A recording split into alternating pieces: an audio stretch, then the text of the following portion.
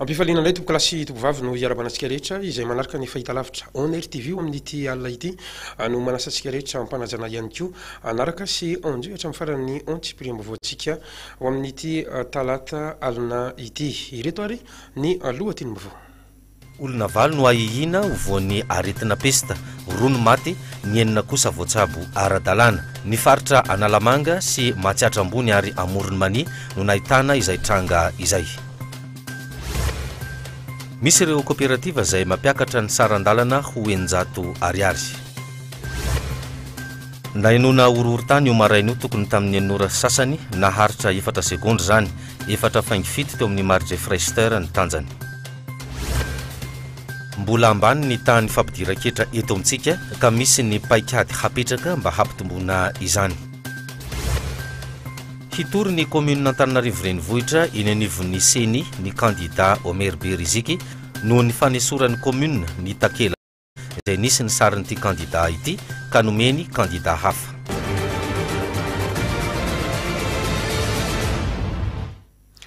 Izany makasika ny lohateny-mbavao idirantsika avy hatrany kosa ireo matoany amin'izao alina izao makasika amin'ny Antananarivo renivohitra dia tandiny ndoza ireo mponina eto Antananarivo renivohitra amin'izao fotoana izao makasika ny fiatrehana ny vanim-potoanan'ny fahavaratra. Tsy misy mantsy ny fandraisana andraikitra izay ataon'ny tompon'andraikitra eo anivon'ny commune Antananarivo renivohitra fa eo ihany koa ny tsy fisian'ny fanaraha-maso na ny fipetra izay ataon'izy ireo na ho an'ireo faritra iva na ho an'ireo faritra izay avy toerana eto Antananarivo renivohitra mba hisorohana mety ho fiakaran'ny rano na ihany koa ny fohitrahan'ny tany sy ireny vato ireny eny amin'ny faritra avo eto Antananarivo renivohitra. Ino araka izany ny mety hisian'ny fiakaran'ny rano indray ao amin'ny fotoana ny fahavaratra manaraka io ny faritra iva fa eo ihany koa ny mety hisian'ny fiotsahan'ny tany sy ny vato be anisan'izany ny tranga tamin'ny farany taona izay nisy ny fiotsahan'ny vato atetsy ampamarinana izay naminona ain'olona sy fianakaviana maro mihitsy. Ny mpitatitra ny tompon'andraikitra eo anivon'ny commune Antananarivo renivohitra kosa nefa amin'izao fotoana izao dia tsy rototra akory amin'izany fandraisana andraikitra ho amin'ny foto-drafitrasa eto Antananarivo renivohitra izany fa variana manomana fifidianana ka tavela ny vahoaka ny tanàna na Antananarivo araka ity fanadidina izay hoentin'ny anja minana menjanahary sy maminirina raha-zafy tsy hoarana ity. Tandindindoza ny mponina Antananarivo renivohitra amin'izao fotoana izao manoloana ny tsy fandraisana andraikitra ataon'ny commune Antananarivo renivohitra fiatrehana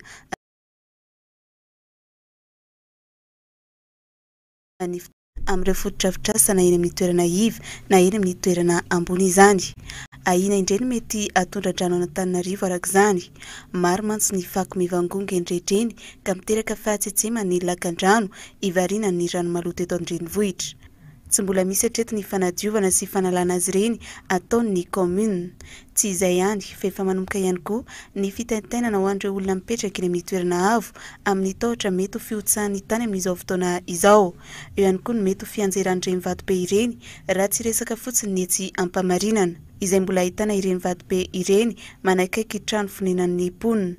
Raha tsy ahivina moa dia tamin'ny vanim-potoan'ny fahavaratra lasa teo tokoa no efa nitera-doza ary nahafatesana olona maro sy fianakaviana iray mihitsy teny an-toerana vokatra izay fianjerana ny vato izay.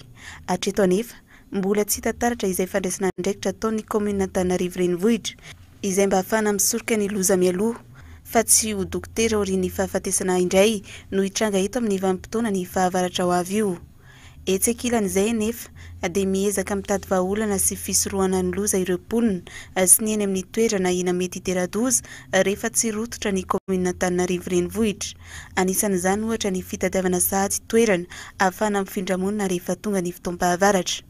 Ie, fiatrehana ny fahavaratra moa dia efa nieritreretina ihany dia ohatran'ny le fepetra tamin'ny taona lasa hoe mifindra aloha zany ho an'izay mba hoe manana atao dia taty moako zany le nisy le trangan-javatra tato ambony tato dia nifindra aloha ny mponina taty dia rehefa tonga ny maintany dia niverina zao hitanareo aty indray izao hoe misy olona daholo indray aty amin'ny tanàna ambanina mpamarinana aty tompoko.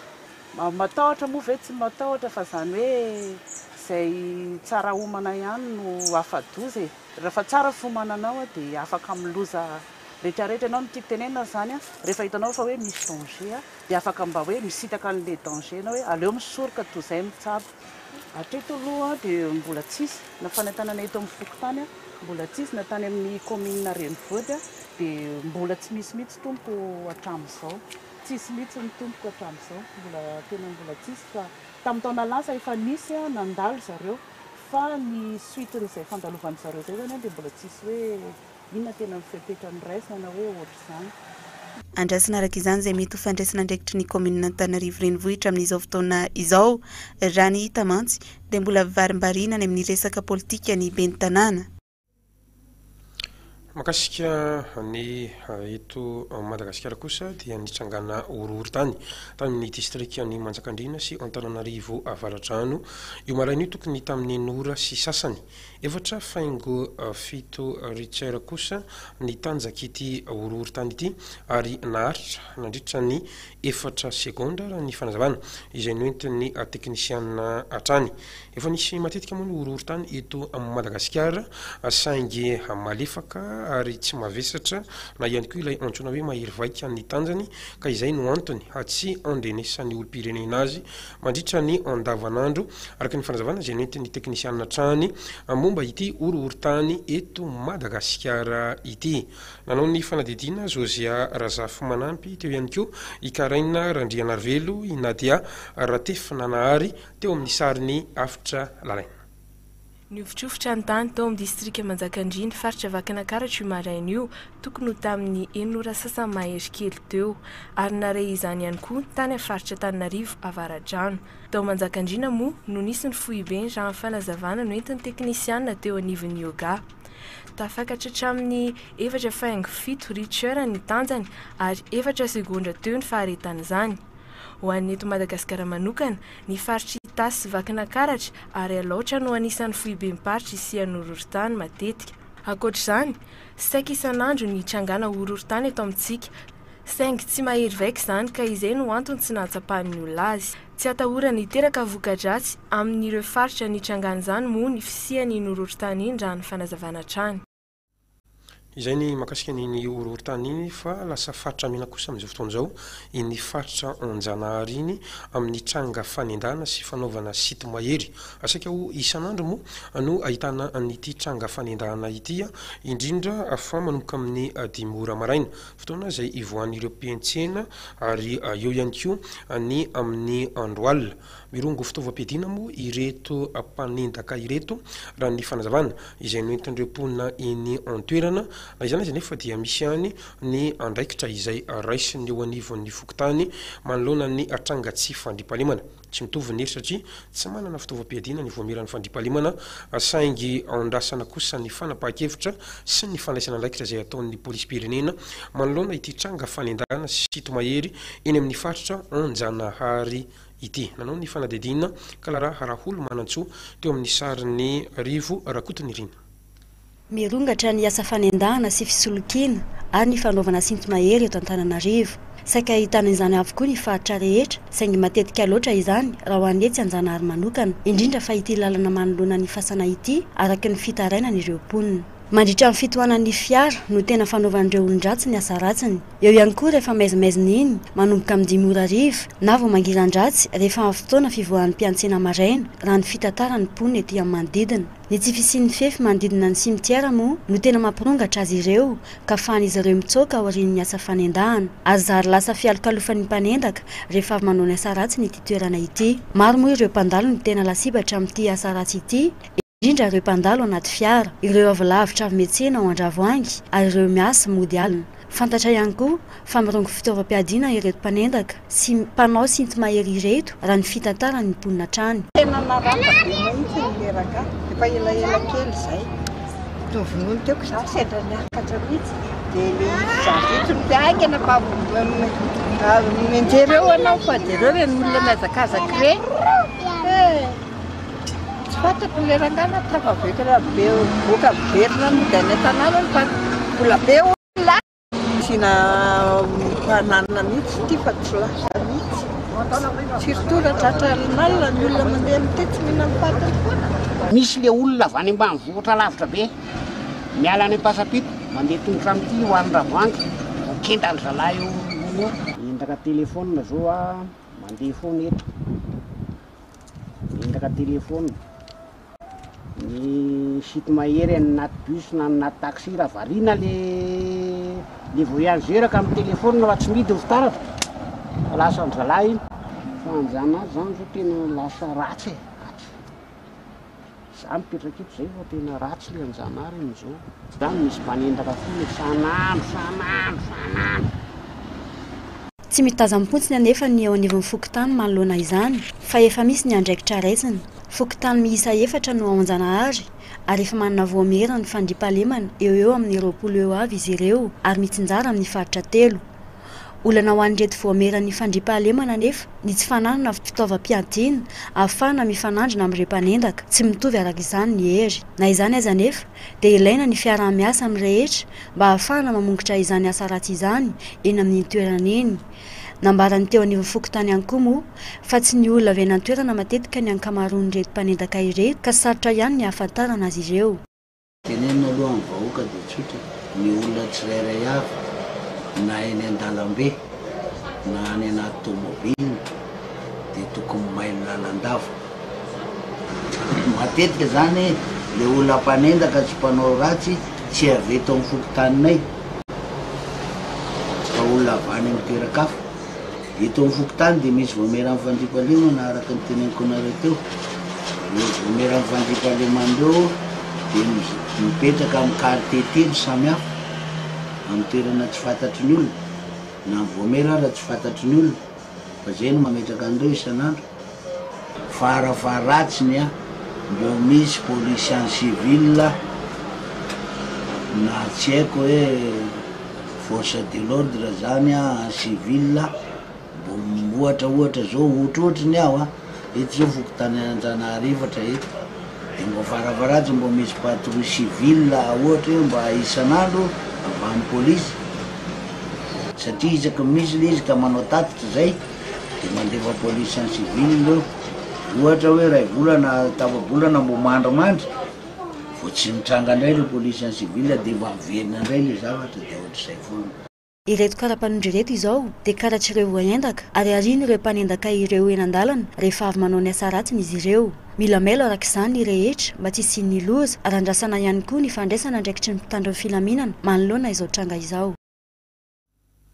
Anisan'ny faritra izay tena mirongatra amin'izay fanendana izay moa ny faritra Anjanahary manoloana ny cimetière iny izay tena anaratsika nisan'ny tompona andraikitra eo anivon'ny mpitandro ny filaminana mba hijery akaiky satria dia tena mijaly zany ireo mponina izay miazo any toeran'iny amin'ny andro atoandro dia misy ny mpanendaka amin'ny fitohanana amin'ny andro voamahirany ratsy dia eo mpanendaka amin'ny alina izany hoe amin'ny fotoana rehetra dia fantatra fa misy mpanendaka nahoana nefa no mbola misy foana zany amin'izao fotoana izao tsy fantatry ny mpitandro ny filaminana be sa misy ny firaisana tsy kombakomba ataony mpitandro ny filaminana mahakasika ity tranga izay mavelo taraina ny mponina eto Antananarivo renivohitra ity eo amin'izay alafin'ny trangam-piarahamonina izay ihany dia mpamakitrano iray anotrateky ny polisy pirenena avy eo anivon'ny boriboritany fahadimy ny sabotsiarina lasa teo fantatra ihany koa fa teny amin'ny faritra Iralino kely iny moa no natsatsarana n'ity mpamakitrano ity mbola atratra teny amin'ny ilay mpanendaka sy mpamakitrano ihany koa moa ny sabatra izay nampiasainy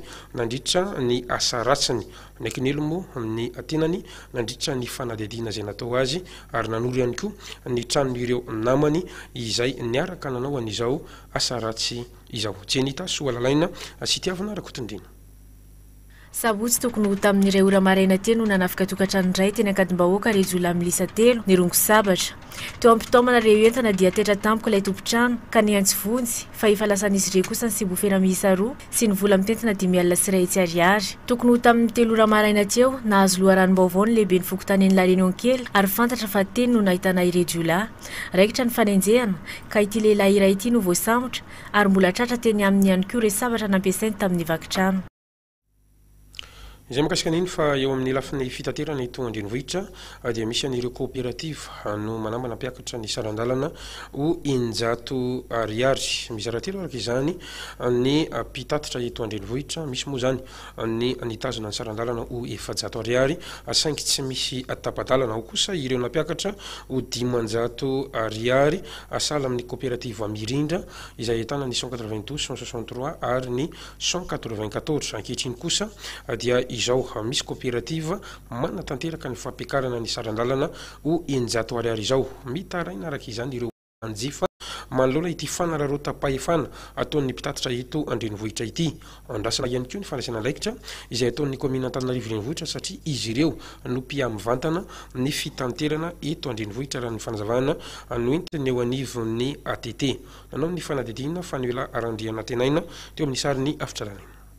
Verhevitra kehitriny ireo mpanjifa fitateram-bahoaka eto andrenivohitra manoloana ny afitsika ireo mpitatitra amin'ny fampiakarana saran-dalana arak'izay tian'izy ireo. Raha ny zava-misy ankehitriny, mizara telo ny saran-dalana eto Antananarivo renivohitra. Misy amin'ireo coopérative no tsy nanonitra mihitsy ny saran-dalana fa nijana ho 400 ariary, toy ny coopérative Tselatra izay ahitana ny zotra 146, 147 ary 178. Saingy nanamafy kosa izy ireo fa tsisy intsony ny tapa-dalana. Misy kosa ireo izay napakatra ny saran-dalana ho 500 ariary nanomboka ny voalohan'ny volana septambra lasa teo, toy ny coopérative mirindra izay ahitana ny zotra 192, 163 ary 194. Raha ny vaovao fantatra kosa amin'izao, manambana ny apakatra ny saran-dalana ho 100 ariary ny coopérative izay misy ny zotra 105, 114. Samy manao izay tany-kibony arak'izany ireo mpitatitra eto andrenivohitra amin'izao fotoana izao. Ho an'ireto coopérative izay ampiakatra ny saran-dalana ho 100 ariary ireto dia hita tsotra izao ny fanararotana kanefa tsy mifanaraka amin'izay ny kalitao ny fiarakodia ampiasaina sy ny fomba fiasa. Raha tsy haivina dia ny fampidinana ny vidin'ny solika sy ilay fanampiana avy amin'ny fanjakana no anisan'ny fitakiana izay nataon'ireo mpitatitra. Ankehitriny anefa dia samy manao izay saim-patany avokoa izy ireo ary ny fiainam-bahoaka mihitsy no atao kilalao. Mitaraina arak'izany ireo mpanjifa. Amin'ny vidim-piainana malagasy ilay satria vidim-piainana efa miakatra. Tokony mba nanona zany ilay fanjakana tokony sainsainan'ilay izy. Tsara karaky ny volanao betsaka amin'ny alina izy na dia tsy vera tsy manaja ny olona mandeha ao anatiny. Izay ny hitako tsy zaka ny fahefan'ny vidy malagasy satria fiainana zao efa misarotra ankapobavary miakatra dia miakatra ihany koa ny frais dia tena tsy zakany aloha tena tsy zakany. Ny ankabeazana fiara miasa eto andrenivohitra aloha amin'izao tena tsy dia manara-penitra ny ankamaroany, tsy dia ara-dalana ny ankamaroany. Lesika izao ny ankabeazana ny fiara fitateram-bahoaka hitako izany hoe izao amin'izao dia tsy tonga amin'ny terminus zareo fa mihodina an-dalana nefa ny frais miakatra dia zay amin'izao fotoana izao fa mbola tsy zakany ny olona le frais 100 satria raha mahalala ny fiainana izao mety hitarika zavatra hafa amin'ny fiainan'ny olona le fampiakarana ny frais 100 azo izy hoe tsy mahafapony izy eo na fifanajana ao anaty taxi be ny taxi be miasa misy taxi be fa miasa nefa mahazo lalana hiasa le chauffeur mahatonga an'ireny hoe maika ohatrany taxi be zany hoe maika monjy fotsiny dia mandeha mafina ho izany zay no mahatonga le izy. Raha toerana tokony raisina zany dia tokony mba hitarana zany le chauffeur zay zany tokony hoe. Raha ny fantatra ihany koa dia andraikitra ny commune renivohitra Antananarivo no mandamina ny fitaterana eto andrenivohitra fa ny zotra régional sy national kosa no hoan'ny ATT. Andrasana arak'izany fandraisana andraikitra ny commune manoloana ity tranga fanararotana atao mpitatitra ity. araka ny nahitantsika azy iteo moa zany dia ny coopérative mirindra izay ahitana ny 192 163 ary ny 194 no nampiakatra ny saran-dalana ho 500 ariary fa tsy ny coopérative atsilatra akory araka ny fahatsona izay hitantsika tamin'ny sary fanehoana tao anatin'iny fanadihadiana iny miandry ny fandraisana andraikitra ataon'ny commune isika ho amin'izay kabraraka sy fanarotam-pahefana ataon'ny mpitatitra eto Antananarivo renivohitra izay.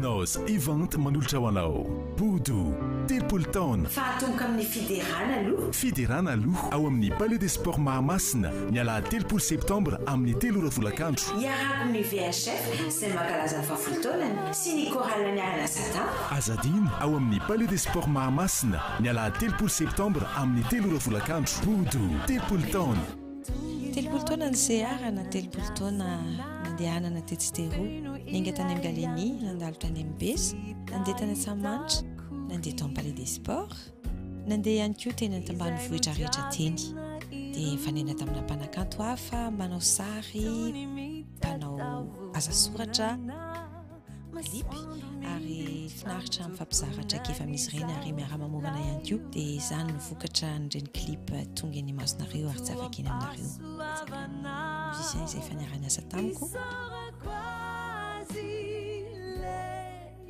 indrindrindrindra fa ny mpitendry clavier toany aja sy malala maritaona dia izy dia raha ohatra ka raha vao misy taro dia menimeny izy zany hoe faona tara eny zay ny tena matezitra anazy marina fa masika indraindray fa mila entitra kely amin'ny fanajana fotoana mba tsy hatandrametaka ny zavatra izay atao entitra izy rehefa hoe répétition zay sy nohatra izany fa amin'ny fiainana andavanandro mamankolona mamankolona ho an'ny zanako ary miaina toy ny olona rehetra ohatra ny reny rehetra miantsena mandrakafo mamavatrano dia tia manao sport ihany koa ny fotoana iarahana musicien dia fotoana anankiray izay anisan'ny mamindrindra miaraka amin'ny mpandihy sady manao sport no mandihy ary mahafinaritra ihany koa miaraka amin'ny chorale ary anisan'ny anankiray hitsidika ao anatin'ny fampisehoana io dia ny Tanora Masina Itosy. Zaho mpanangana ny VHF niaraka tamin'ireo niaranira tamiko rehetra izay mankalaza fahafolontaonany ary ho avy ihany koa hisehatra hiaraka amiko amin'io fatelopolo volana septembre io. Hita soa feno telopolo taona ihany koa no namoronany ary izy raha teo no nampiakanjo hatrany am-boalohany ka mandraka ankehitriny na dia misy aza ny olona hafa toa ny ramanina izay mitsidika indraindray. Tsy misy olona masika indrindra ohatra amin'ny boto izay sady tsy misy olona tsara fanandrindra ohatra azy koa. Fotoana mamy ny fiarahamony amin'ireo musicien ireo na ny amin'ny fiainana andavanandro na ny amin'ny fanaovana mozika. Sara teo mananamana ihany koa ankoatran'izay ary miaina toy ny olona rehetra.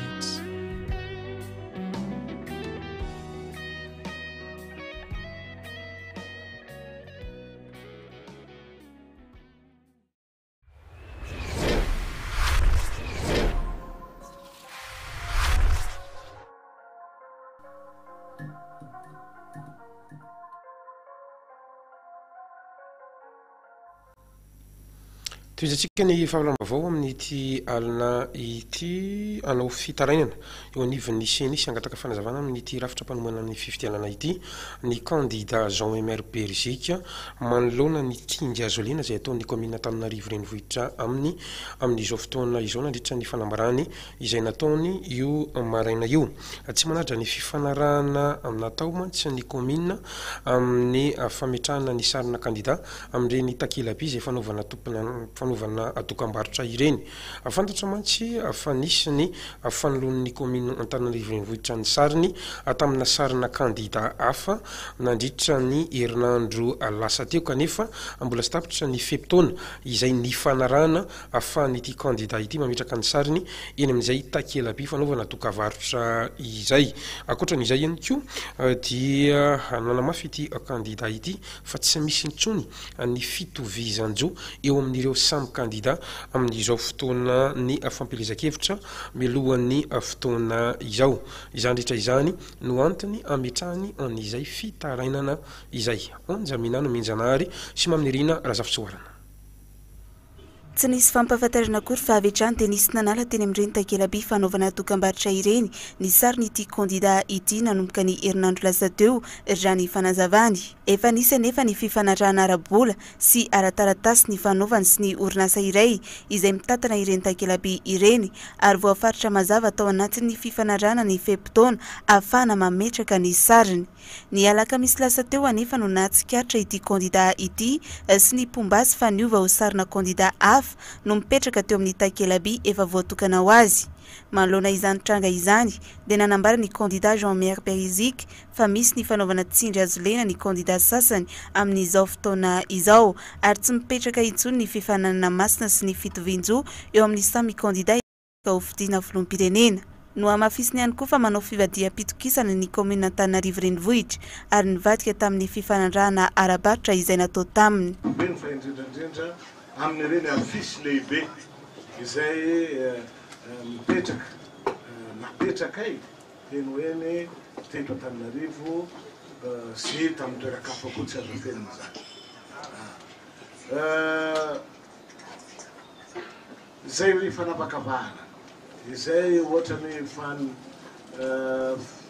ino moa zany faniliana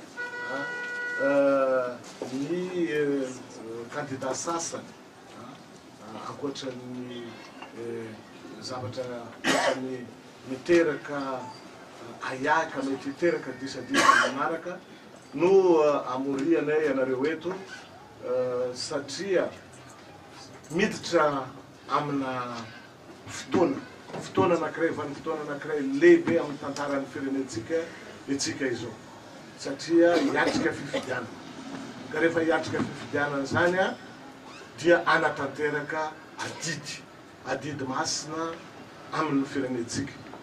Izany fanatanterahana adidy masina zany a mila fitoniana.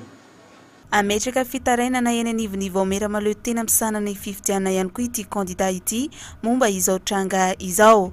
Anatanteraka fanangonan-tsonia amin'ny vahoaka malagasy ihany koa ny tenany anoherana izao tsirariny izao. Ankoatra izay nanome tsiny ny vaomera-pirenena maleo tena misana ny fifidianana ihany koa ny kandida Jean-Maire Perizique noho ny tsy fandraisana ndraikitra izy ireo manoloana ireo disadisa hita amin'izao fampelezakevitra mialoha ny fotoana izao. Fa tsy hanaratsy azy mihitsy fa mba iangaviana fotsiny natompo-pahefana ny amin'ny commune satria mahana kandida koa izy tsy tokony hanao concurrence déloyale tahaka an'izao. Izay mahatonga anay mitodika foana amin'ny vahoaka izay tsy hiady fa any amin'ny lalàna zay araka ny teny teo misy toliasa mety ataonay hitanareo le izy menitoy rehefa aveo fa niady izay tsy hiady amin'olona mihitsy. Rehefa fenonay izy io dia amin'ny zomana amin'ny herinandro ambony zany nitsidika io dia aterinay any amin'ny misy ny voafeninay izay andraisana ihany koa zany sonian'ny vahoaka rehetra izay tsy manaiky ny tsirarina. Nanao valan-dresaka ho an'ny mpanao gazety androany ny kandida Jean-Maire Perizique tetsy Antaninarenina mahakasika izany raha izany. Lafa mavao hafa kosa indray dia mendrika fampahantrana ny firenena iray ny tsy fandoavana hitra na izany ho an'ireo olotsotra na ho an'ireo mpandrara izay misehatra amin'ny fandarana maro samihafa. Mba ho fanatsarana ity sehatra ity ary dia anisy dinika ny fampisanandratraikefa mahakasika ny fifanarana araketra izay nandraisana ireo firenena maro anjara izay mpikambana ao anatin'ny OIF tetsy amin'ny hôtel Colbert Antaninarenina moa no nandatanterahana izany tamin'ity androany ity. Tanjona amin'izany moa ny mba ampitomboana ny tambiny azo amin'ny fandoavan-ketra eo amin'ny firenena iray. Jenita Soalalaina ateo amin'ny sariny itiavana rakotondry. Mbola ambany ny tany fahavitrihan'ny malagasy mandohetra amin'izao fotoana izao raha nitatitra avy amin'ny sampandraharany fandoavan-ketra eto amintsika. Ho an'eto andrenivohitra manokana dia zara raha roa ampahatelo ny mponina ihany no mandoa izany. isan'ny antony mahatonga izany tsy fahafantarany tombontsoa na tamberinandraikitra izay sitran'olom-pirenena na ireo mpandraharaha amin'ny fandaovan-ketra. Tanjona arak'izany ny fanabeazana ny olon-tsotra mba hazoto andohetra. Mbola ambany ihany koa ny sandanihitra izay azon'i Madagasikara amin'ny renentana sy orinasa maventy miditra ety amintsika ireny. Miteraka fahaty ho an'ny fanjakana nefa izany raha ny fanazavana. Mba ho fanatsarana io sehatra io ary dia nisy ny dinika fifampizarana traikefa mahakasika ny fanarahana ara-ketra izay nandraisan'ireo firenena maro anjara mpikambana ao amin'ny OIF. Dinika izay iompana bebe kokoa amin'ny fijerena ireo tombony sy lesika tokony hatsaraina eo amin'ny fanarahana ara-ketra izay efa nisonoavina fa eo ihany koa izay mbola ho avy mba hampandrosoana ny fidiram-bola anatiny raha ny fanazavana hatrany. Ny antony le hoe momba ny convention fiscale aloha zany no dinihany ato misy thème BDB no hita tamin'ny étude natao teo aloha fa ny convention fiscale zany no tsy ananana assistance technique indrindra amin'ireo thème maro ohatra hoe resaka momba ny contrôle fiscaux efa misy expert zany matetika alefan'ny mpiara-miombonantoka momba an'izany momba ny secteur minier efa misy expert alefa momba zany dia hita zany hoe ty convention fiscale ty izay mety hampisy perte betsaka amin'ny vola miditra fanjakana zany tsy dia nisy mihitsy analyse na expertise hatramin'izay natao tamin'ireo convention izay misy dia izay natonga ny firenena mpikambana ao amin'ilay tambazotra moa zany ny safidy hoe aleo ty convention fiscale no dinihana manokana. Zany hoe ny dinika azo avy eto zany dia ny réseau an'ny expert rehefa avy eo mampita azy amin'ny ministre tambazotra ministre firenena amin'ny teny frantsay ihany koa dia ireo ihany koa zany no mitondra le fitakiana eo anivony FMI, Banque mondiale, Union européenne sy ny sisa amin'izay mety hoe fanampiana na fanitsiana tediavina amin'ny fomba fanaon'ireo mpiara-miombonantoka ireo. Manampahaizana ampolony maro arak'izany no namaly ny antso androany teny amin'ny hôtel Corbert io maraina io ka hifampizara traikefa izay ahafahan'ny Madagasikara mandray lesona amin'ny fifanarahana efa vita na izay mbola ho atao eo amin'ny sehatra izany fifanarahana ara-ketra izany. Eo amin'ny sehatra ny fahasalamana kosa indray dia ahiana mety hiverenan'ny valanaretina pesta eto Madagasikara amin'izao fotoana izao nanomboka ny voalohan'ny volana Aogositra hatramin'ny 17 ny volana Septambra lasa teo mantsy dia tranga 8 no hita hafatratra'izay valanaretina pesta izay. Ny roa tamin'ireo moa dia namon'ny ainy raha toa ka voatsabo kosa ny 9 tamin'ny reto nahitana trangana pesta ireto ny fanavana izay noentiny teo anivony ministeran'ny fahasalamam-bahoaka.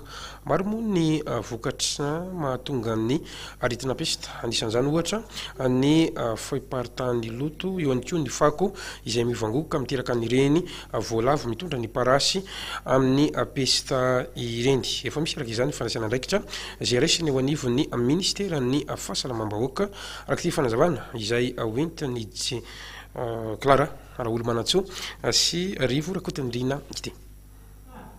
Ahiny verina eto amintsika indray ny valanaretina pesta amin'izao fotoana izao raha ny tranga hita tato ato. Hatreto olona 9 no ahina tratra ny pesta nanomboka ny volana Aogositra ka hatramin'ny 13 Septambra lasa teo. Miisa 2 kosa no fantatra fa namon'ny ainy vokatra ity valanaretina ity tao Ankazobe sy Ambalavao raha ny fanazavana azo avy eo anivon'ny ministera ny fahasalamam-bahoaka. Efa nisy ny fandraisana andraikitra nataon'ny ministera tao aoriany ireny tranga nisy tamin'ny taon-dasa ireny. Teo ohatra ny fananganana natao hoe plan d'attaque, hetsika iray izay natao mba hifehezana ireo voalavo tsy hiparitaka ary ny parasy izay mamindra ny aretina amin'ny olona. Na izany aza, ilaina ny fahamelon'ny olona tsirairay ahafana misoroka izany tsy ho tonga amin'ny fahafatesana, ho iatrany italeny ny fampiroboroboana ny fahasalamana eo anivon'ny ministera ny fahasalamam-bahoaka. Ny fanamariana voalohany apetraka eto ministera ny fahasalamana dia ny hoe ny peste pulmonaire matetika tsy maintsy mandalo peste bubonique vao tonga dia amin'izany hoe peste pulmonaire, le fiombon'ny aretina izay tsy nahazo fitsaboana na ratsy fitsaboana, izay ngamba mahalaza azy. Raha mijery fotsiny tsika hoe naninona raha nisy pesta pulmonaire tany Fandriana, tany Ambositra, tany Ambalavao, dia ny ahiahiany ministère amin'ny fahasalamana dia ny hoe nandalo tao anatin'ilay hoe pesta bubonique ilay olona fa tsy nitsabo tena na ratsy fitsabo satria mety tany tokantrano tany fotsiny inona fanafody tsy ara-dalana dia niombo lasa pesta pulmonaire dia iny nafaty azy ahia daholo zany resantsika zany. Ny antony mantsy dia zao ny pesta pulmonaire mandalo pesta bubonique aloha vao pulmonaire ary le te pesta bubonique io marary dia marary ilay atody tarimy tena marary io tokony tsy ajanona ao an-trano mihitsy ilay olona voan'le pesta fa ny atahorana zany hoe lasaiza ry izy nitsabo tena.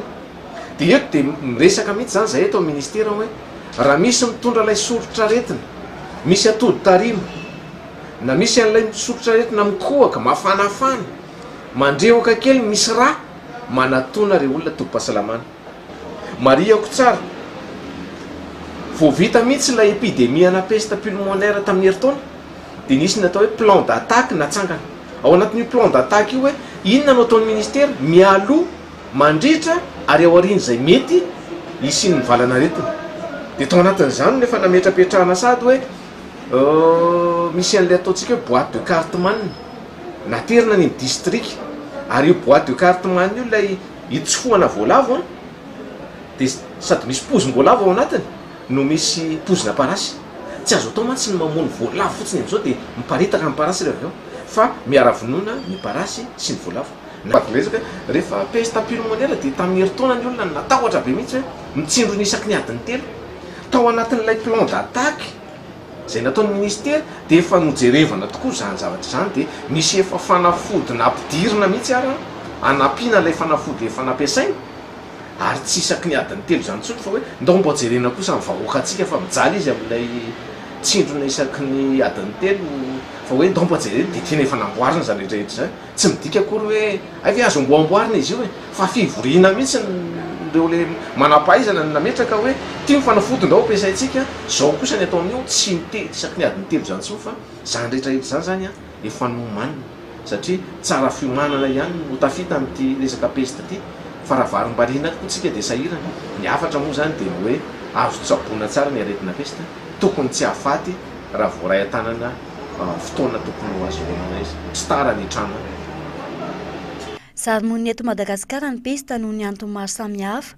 Eo ohatra ny fiparitan'ny fakobe loatra eto an-toerana ka antony iray mampirongatra ny voalavo izay mitondra ny parasy misy pesta. Eo ihany koa ny doro-tanety izay ataon'ny olona ka mahatonga ny voalavo hiakatra an-tanety. Raha ho an'ny eto Antananarivo renivohitra manokana ohatra dia tsy hita intsony ny fandraisana andraikitra ataon'ny komina sy ny samva amin'ny fanadiovana ny tanàna sy ny fandraofana ny fako izay tena mahavalanana tokoa. Mitaraina araka izany ireo mponina ary miahiahy amin'ny mety tara ny valanaretina pesta indray. Ny zavatra vokatra izay fiparitahan'ny fako izay dia hita tokoa fa miamitombo ny voalavo manerana ny tanàna ary fantatsika tsara fa avy amin'ny voalavo no mahatonga ny pesta dia iverina indray zany ny toe-javatra izay efa nisy teto amin'ny tanànatsika tamin'ny herintaona naoraka be nle hoe misy ny pesta ka raha tsy mitandrina atsika zany dia iverina indray ny pesta dia betsaka indray ny faty olona isy indray ny tahotra manerana ny tanàna. Ary ny andraikitra ankezabe moa zany tokony raisin'ny commune dia ny manampy isan'ireo mpandroaka fako satria raha nisy any ankehitriny dia fantatra fa tsy havita mihitsy ny fitondrahan'ny fako. Olona 5 lasa efa dany manao an'io io adiny filo voafaka dia rehefa fa tonga le fiatraikan'ny sirtony fa varatra dia metraika le rano ando avy any ambony any dia any ambany any farana le loto fa voaporina re tompoka io farany eo ambany eo io fa lasa mitsoka daholo ny eto amin'ity toerana ity tsy laitra le fofonao donc inona ny valiny izay moa aretina tsy ho ela dia ho avy ny ray pesta tsy ho ela ho avy matsy zao volana oktobra afana ny andro fiatraika loto amin'ny fahasalamana aloha tena mitondra aretina mihitsy zay. Mila manatona toeram-pitsaboana faran'izay haingana araka izany raha misy tranga hafahafa na mampiahiahy. marina ihany koa moa fa tsy andoavam-bola ny fitsaboana ny aretina pesta eto amintsika ary azo atao tsara ny misorika ny fahafatesana raha toa ka voatsabo ara-potoana ny olona voamarina fa voan'ny pesta.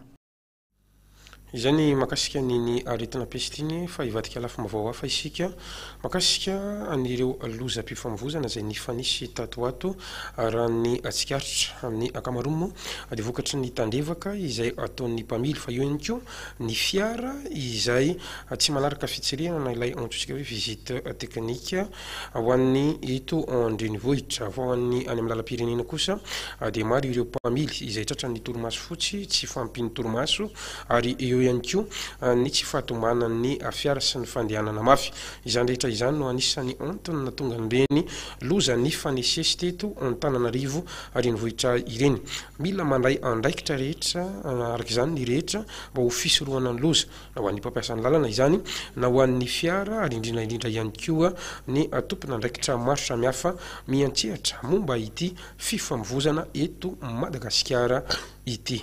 Fanirala ny anatenaina afitralana. Raha tsy aivina dia maro ny lozam-pifamoivozana an'seo teto andrenivohitra tato ato toy ny teny amin'diky izay tsy voaela izay ka nafatesana olona iray. Tsy izay ihany fa ny lozam-pifamoivozana teo amin'ny Mahamasina ka raha matoa iray ny potika ny tongony olona roa fa kosa ny torana. Misy ihany koa ny lozam-pifamoivozana teny Ivandro ny Somalasa teo ka zaza 7 taona no voadona ny fiara-pisavalalan'ny Prime Ministre. Ho any lalam-pirenena kosa dia nisy ny lozam-pifamoivozana akaikina tany fotsy ka fiara roa ny fandona ary nisy ireo olona naratra. Azo hitarafana izany rehetra izany fa misy ny tandrevaka tao mpamily indraindray. Tsy izay ihany fa misy ihany koa ireo fiara izay tsy tokony hifamezivezy asa intsony no ireo pitsopitsony ara-teknika izay efa tsy manaraka ny fenitra intsony. Betsaka ihany koa ny fiara no tsy manao fitsirihana na vizity teknika. Ho any lalam-pirenena dia mazana ny tsy fampiny torimaso an'ireo mpamily na ihany koa fandehanana mafy. Mila tokony tangana raha misy mantobila dia mba azo hoe amboarana. Tsy fitandremana. Zay zany hitako tena ambavoana mahatonga an'izay tsy dia mitantona dia ina fepetra tokony ho raisina raha ny atao? Tokony hoe mba raha maso akaiky izany e. Satria ohatra zao hoe mepitety zao a. Tena tonga bina tsy mba manana hoe passage ty dia mba mijanona. Fa tena tonga tohatry ny mandeha andro zaretiny indray ilay tonga olona mepitety dia foana.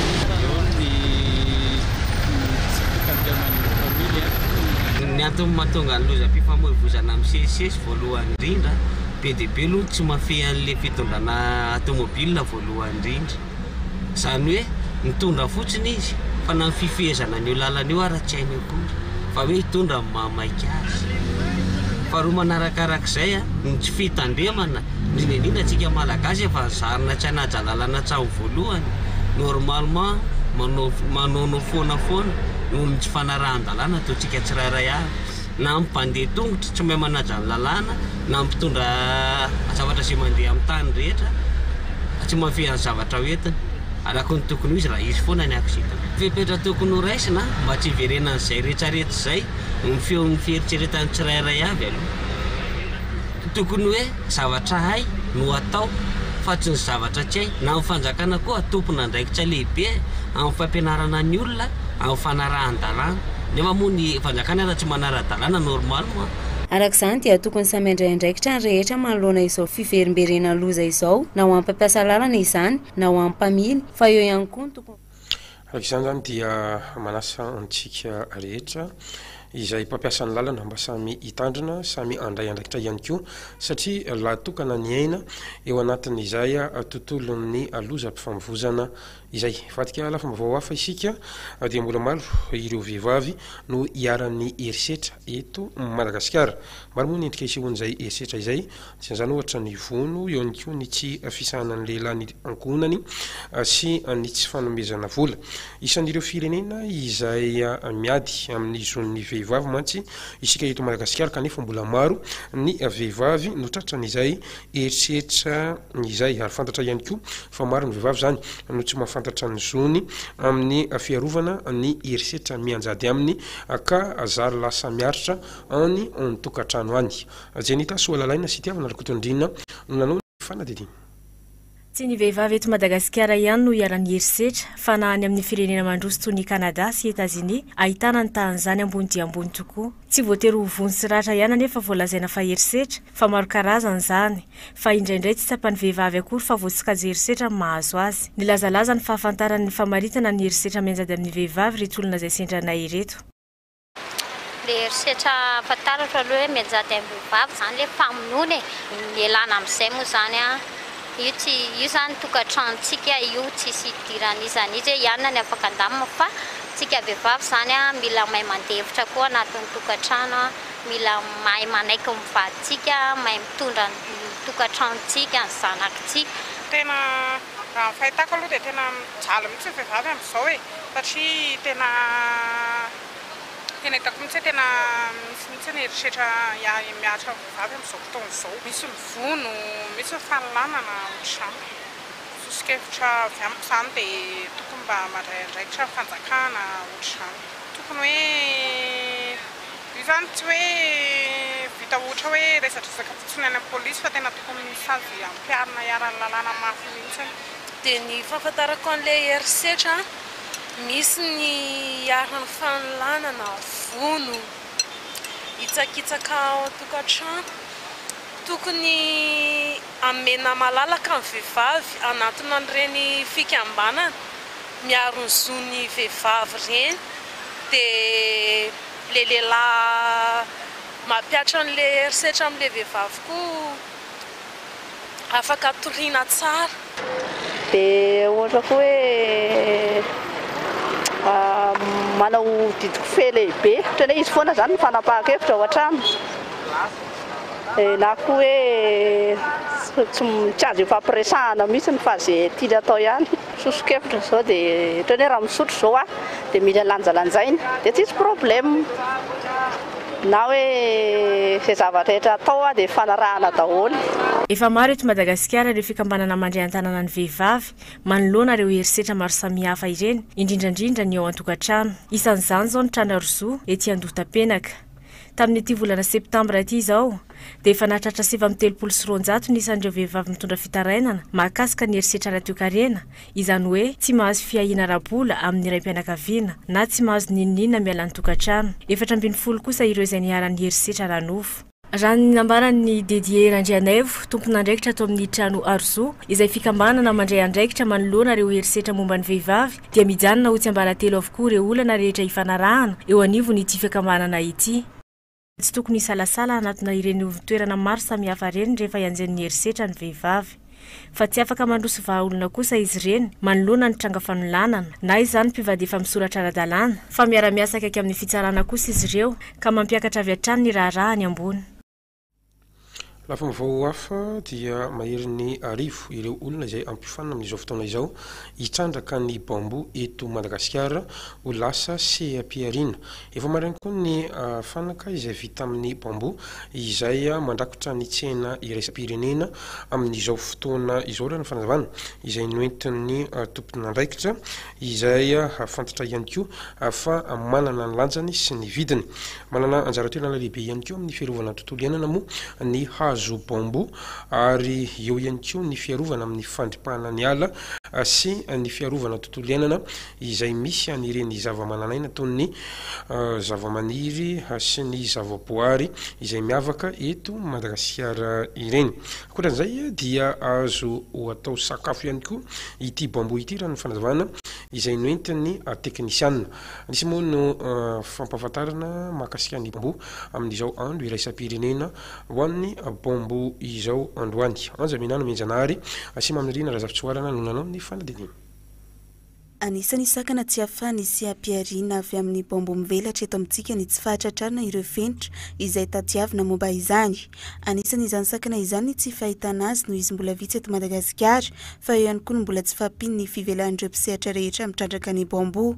Maro anefa ireo zavatra afaka atao avy amin'ny alalan'ny bambo na izany aza nefa ndefa efa miroso hatrany ity seha-piarina ity eto amintsika ary anisany manampy betsaka amin'ny fiarovana ny tontolo iainana ihany koa noho izy izay miaro ny nofitany tsy hoentindrika ary mampiena ihany koa ny tany fanapahana ala.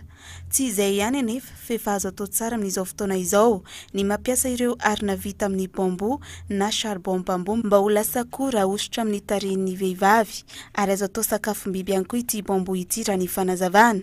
Raha eo amin'ny sehatry ny varotra indray dia lafo vidy ny bambo sy ny fanaka vita avy aminy any ivelany, ka izany indrindra no amporisihana ny maro hiditra ao anatin'izany sehampiariana bambo izany.